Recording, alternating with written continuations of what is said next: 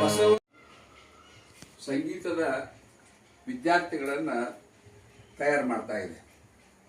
ಬಹುಶಃ ಇವತ್ತಿನ ದಿನಗಳಲ್ಲಿ ಯಾವುದೇ ಒಬ್ಬ ವ್ಯಕ್ತಿ ತಾನೊಬ್ಬನೇ ಸ್ವತಃ ಬೆಳೆದು ತನ್ನ ಒಂದು ಪ್ರತಿಷ್ಠೆಯನ್ನು ಸಮಾಜದಲ್ಲಿ ಮೆರೆಯಬೇಕು ಅನ್ನುವಂಥ ಹಿನ್ನೆಲೆ ಬಹುಶಃ ಕಲೆಯ ಎಲ್ಲ ಒಂದು ವಿಭಾಗಗಳಲ್ಲಿ ಕಂಡು ಬರ್ತಾ ಇದೆ.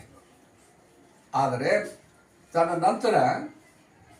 ನಂತರ ಒಂದು ಪೀಳಿಗೆಯನ್ನು ಸಂಗೀತಕ್ಕೆ ಸೃಷ್ಟಿ ಮಾಡುವಂತಹ ಕೆಲಸ ಏನದ ಅಥವಾ ಕಲೆಯಲ್ಲಿ ಮಾಡಬೇಕಾದಂತಹ ಒಂದು ಪರಂಪರೆ ಏನದ ಅದನ್ನು ಕಾಯ್ದುಕೊಳ್ಳೋದು ಬಹಳ ಮಹತ್ವ. ಹೀಗಾಗಿ ಒಂದು ನಾಟಕವೇ ಆಗಲಿ ಅಥವಾ ಒಂದು ಸಂಗೀತವೇ ಆಗಲಿ ಒಂದು ನೃತ್ಯವೇ ಆಗಲಿ ಇವೆಲ್ಲ ಒಂದು ಕಲಾ ವಿಭಾಗಗಳು ಪ್ರಕಾರಗಳು ಇವತ್ತು ಅಳಿವಿನ ಅಂಚಿನಲ್ಲಿ ಇರುವುದನ್ನು ಕಾಣುತ್ತೇವೆ. ಇದಕ್ಕೆ ಕಾರಣ ಏನಪ್ಪಾ ಅಂತಂದ್ರೆ ನಂತರದ ಈ ಒಂದು ಜನರೇಷನ್ ಏನದ ಅದು ಆ ಒಂದು ಕಲೆಯನ್ನ ಆತ್ಮಸಾತ್ ಮಾಡಿಕೊಳ್ಳದೆ ಇರುವಂತಹದ್ದು. ಅದಕ್ಕೆ ಆ ಥರದ ಒಂದು ತರಬೇತಿಯನ್ನು ಕೊಡುವಂತ ವ್ಯವಸ್ಥೆಯನ್ನ ಇವತ್ತು ನಾವು ಕಾಣ್ತಾ ಇಲ್ಲ ಅಂತೇಳಿ ನನಗೆ ಬಹಳ ಸಂತೋಷ ಏಕೆ ಅನ್ನಿಸ್ತದೆ ಅಂದ್ರೆ ಶಂಕರ್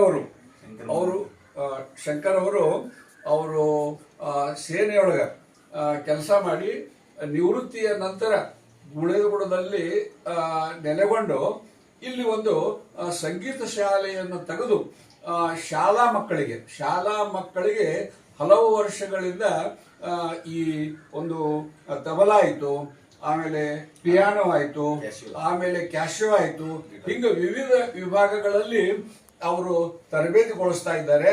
ಅಷ್ಟೇ ಅಲ್ಲ, ಅವರನ್ನ ವಿವಿಧ ಎಲ್ಲೆಲ್ಲಿ ಕಾರ್ಯಕ್ರಮಗಳು ಗುಳೇದಗುಡಿ ಜರುಗ್ತಾ ಇವೆ, ಮಠ ಮಾನ್ಯರಲ್ಲಿ ಜರುಗ್ತಾ ಇವೆ, ಅವರೆಲ್ಲರಲ್ಲಿ ಕರೆದುಕೊಂಡು ಹೋಗಿ ತಮ್ಮದೇ ಸ್ವಂತ ಖರ್ಚಿನಿಂದ ಅವರೆಲ್ಲರನ್ನ ಸಂಗೀತದ ಪರಿಕರಗಳನ್ನು ತಗೊಂಡು ಆ ಮಕ್ಕಳನ್ನ ಕರ್ಕೊಂಡು ಅಲ್ಲಿ ಆ ಈ ಒಂದು ತಮ್ಮ ಮಕ್ಕಳ ಪ್ರತಿಭೆಯನ್ನ ಪ್ರದರ್ಶಿಸಿರುವುದು ಬಹಳ ಸಂತೋಷ ಅನಿಸ್ತಾ ಇದೆ.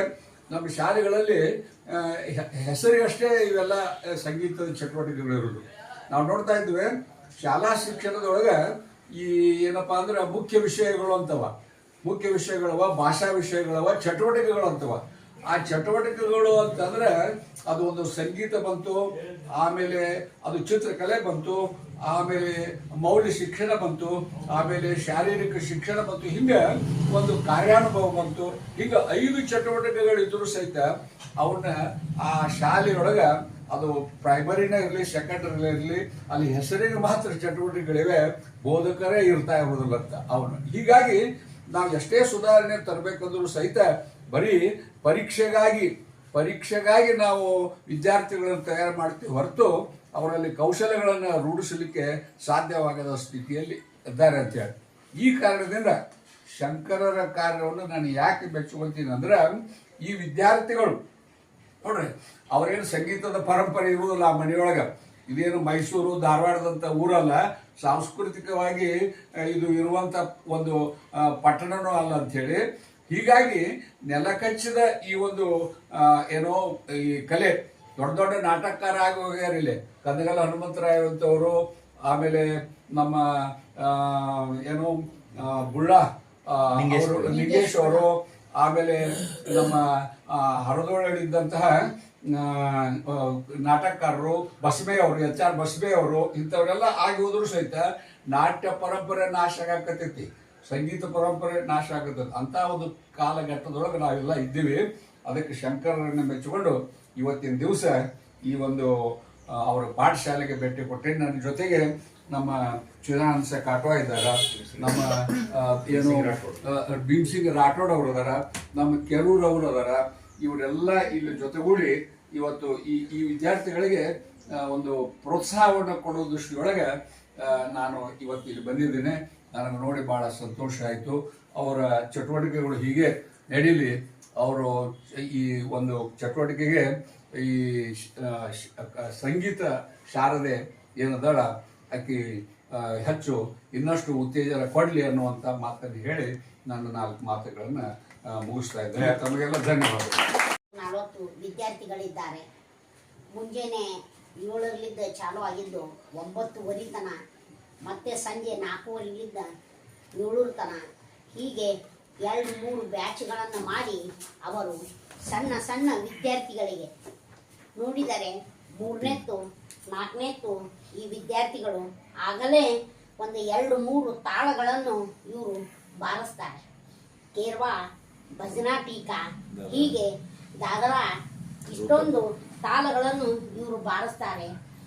ಪ್ರಥಮಲಿದ್ದ ಏನು ಇವರು ಈ ಕಲೆಗೆ ಹೋಗೊಟ್ಟು ಬಂದಿರ್ತಾರ, ಅವರ ತಂದೆ ತಾಯಿಗಳು ತಮ್ಮ ಇಷ್ಟದಂತೆ ಇಲ್ಲೇ ಸಂಗೀತ ಕಲಿಯಲಿ ನಮ್ಮ ಮಕ್ಕಳು ಅಂತಂದು ಇಲ್ಲೇ ಕಳಿಸಿ ಕೊಡ್ತಾರೆ. ಹಾಗೂ ಕಲಿತರು ಮಕ್ಕಳು ಅವರ ನರ ದೌರ್ಬಲ್ಯ ಏನೇ ಇದ್ರೂ ಸಹಿತ ಅವು ಉತ್ತೇಜನಗೊಂಡು ಶಾಲೆಯಲ್ಲಿಯೂ ಸಹಿತ ಎಲ್ಲ ವಿಷಯಗಳನ್ನು ಅವರು ಬಾಯ್ಪಾಠ ಮಾಡುವಂಥ ಶಕ್ತಿ ಈ ಸಂಗೀತದಿಂದ ಬರುತ್ತದೆ. ಅದಕ್ಕೆ ನಮ್ಮ ಶಾಲೆಯ ನಮ್ಮ ಹಿರಿಯರಾದ ಬೆನಕನಾಳ್ ಸರ್ ಗುರುಗಳು ಬಂದು ಎಲ್ಲ ಮಕ್ಕಳಿಗೆ ಪ್ರೀತಿಯಿಂದ ಒಂದೊಂದು ಬುಕ್ಸನ್ನು ಕೊಟ್ಟರು. ಮತ್ತು ಸಂಗೀತದಲ್ಲಿ ಇರತಕ್ಕಂಥ ಶಕ್ತಿ ಅಮೋಘವಾದದ್ದು, ನಮ್ಮ ಮನಸ್ಸು ಹರಿದಾಡುವುದು. ಅದಕ್ಕೆ ಈ ಸಂಗೀತ ಕ್ಲಾಸಿಗೆ ಬಂದ್ರಂತಂದ್ರೆ ಅವರ ಹೀನ ಚಟುವಟಿಕೆಗಳು, ಮಕ್ಕಳ ಹೀನ ಚಟುವಟಿಕೆಗಳು ಅವು ದೂರ ಆಗುತ್ತವೆ. ಅದರಿಂದ ಕೇವಲ ಸಂಗೀತ ಮತ್ತು ಅಭ್ಯಾಸದತ್ತ ಎಲ್ಲರೂ ಒಲವನ್ನು ಮೂಡಿಸುತ್ತಾರೆ. ಹೀಗೆ ನಮ್ಮ ಬೆನಕನಾಳ್ ಸರು ನಮ್ಮ ಈ ಪಾಠಶಾಲೆಗೆ ಬೆನ್ನೆಲುಬಾಗ್ಯಾರ. ಮತ್ತು ನಮ್ಮ ಗುರುಗಳು 4 ತಾಸು ಈ ಯಾವ ರೀತಿ ಅವರು ಕೂತಾರ ಅದೇ ತೆರನಾದಂಥ 4 ತಾಸು ಗಟ್ಟಿಯಾಗಿ ಕುಂತು ತಿಳಿಯದೇ ಇರಲಿ ತಾವೇ ಕಷ್ಟಪಟ್ಟು ನಮ್ಮನ್ನು ಅವರು ಒಲಿಸಿ ಪ್ರೀತಿಯಿಂದ ಒಂದು ಸಿಟ್ಟು ಮಾಡ್ತಾರ, ಆದರೂ ಮತ್ತೆ ಪ್ರೀತಿ ಮಾಡ್ತಾರ. ಈಗ ಚೆನ್ನಾಗಿ ನೀನು ಹಾಡಿದನು, ನಾಳೆ ಇದಕ್ಕಿಂತ ಚೆನ್ನಾಗಿ ಹಾಡಿದ ಮತ್ತೆ ಹುಮ್ಮಸ್ಸನ್ನು ತುಂಬ್ತಾರೆ ಎಲ್ಲ ಮಕ್ಕಳಲ್ಲಿ. ಯಾಕಂದ್ರೆ ಸಣ್ಣ ಮಕ್ಕಳು ಸ್ವಲ್ಪ ಸಿಟ್ಟು ಮಾಡಿದ್ರೆ ಬರುವುದೇ ಇಲ್ಲ ಮರುದಿನ, ಆದರೂ ಸಿಟ್ಟನ್ನು ಮಾಡ್ತಾರ. ಯಾಕಂದರೆ ವಿದ್ಯೆಗೆ 2 ಪೆಟ್ಟು ಬಿದ್ದಾಗ ವಿದ್ಯೆ ಹತ್ತುತ್ತೆ, ಇಲ್ಲಿಕಂದ್ರೆ ಅದು ವಿದ್ಯೆ ಹತ್ತುವುದಿಲ್ಲ. ಹೀಗೆ ಸಿಟ್ಟನ್ನು ಮಾಡ್ತಾರ. ಮತ್ತು ಹೋಗು ಮುಂದೆ ಪ್ರೀತಿಲಿಂದ ಆಧರಿಸಿ ಅವರಿಗೆ ಏನಾದರೂ ತಿನ್ನಲಿಕ್ಕೆ ಕೊಟ್ಟು ಅವರಿಗೆ ಹಮ್ಮನ್ನು ತುಂಬಿ ಆ ಗುರುಗಳು ಕಳಿಸಿ ಮತ್ತೆ ನಾಳೆ ಬಾ ನೀನು ಮತ್ತೆ ಉತ್ತೀರ್ಣ ಆಗುತ್ತೆ ಅಂತಂದು ಹೀಗೆ ನಮಗೆ ಬೆಂಬಲವನ್ನು ಹಾಗೂ ಶಕ್ತಿಯನ್ನು ನೀಡುತ್ತಾ ಬಂದಿದ್ದಾರೆ. ಈ ರೀತಿ 2 ಮಾತನಾಡಲಿಕ್ಕೆ ಸಮಯವನ್ನು ಕೊಟ್ಟಿದ್ದಕ್ಕೆ ಧನ್ಯವಾದಗಳನ್ನು ಅರ್ಪಿಸುತ್ತೇನೆ.